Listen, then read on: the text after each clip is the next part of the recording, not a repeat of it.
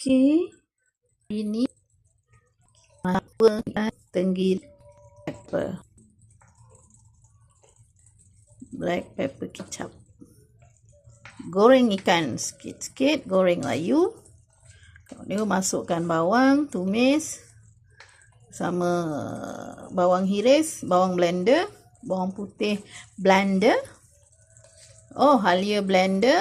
Okey, tumiskan semua sehingga naik bau. Kan? Tu ada sikit bawang putih.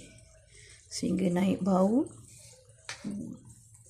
Lepas tu baru masukkan serbuk lada hitam.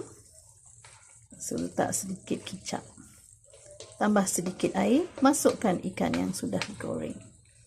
Renihkan sebentar supaya semua rasa itu, halia tu masuk ke dalam ikan. Okey, api perlahan. Boleh dihidang. Okey. Adli beli kuali. Dia yang pilih kuali ni. Jadi